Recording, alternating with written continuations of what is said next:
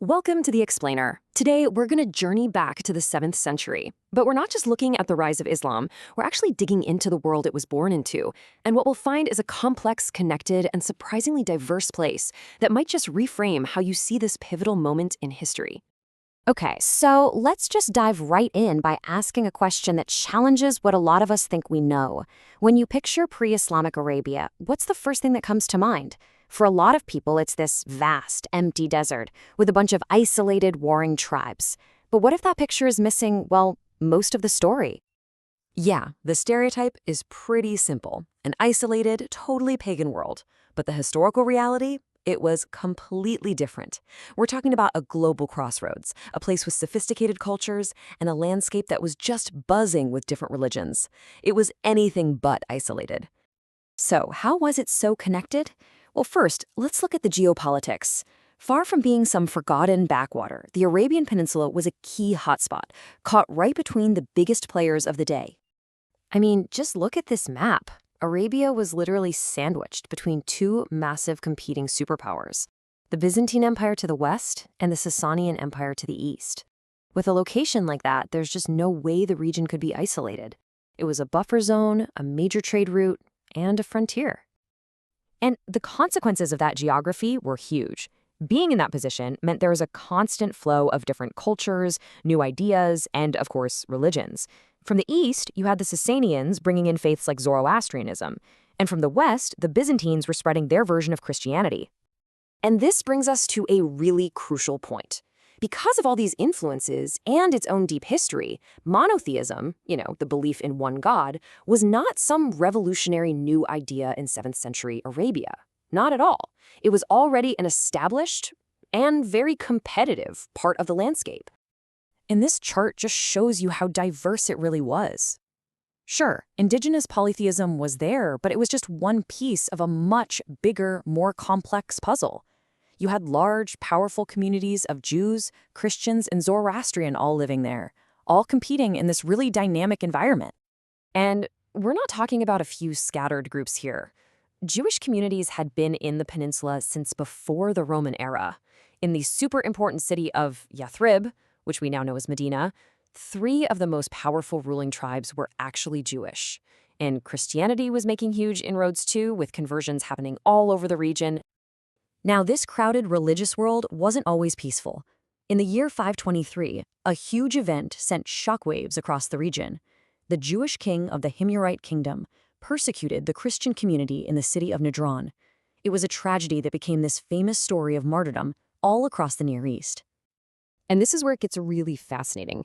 The Qur'an, which came about a century later, actually comments directly on this well-known historical event. In Surah 85, it refers to the Christian victims not as Christians, but simply as believers, and it curses their persecutors. So you see what's happening, right? This wasn't just some passing historical note. It was a massive theological and political statement. By siding with the martyred monotheists, the early Islamic message was basically positioning itself as the true, uncorrupted protector of that prophetic tradition, setting itself up to go beyond the other Abrahamic faiths in the area. But in this world, just having a good argument wasn't enough, not by a long shot. To be seen as legitimate, a new message also had to win in the arena where all power was really decided, language itself. You have to understand, in pre-Islamic Arabia, poetry wasn't just art or entertainment. It was everything. It was the way you did political messaging, how you told your tribe's history, and how you asserted your authority.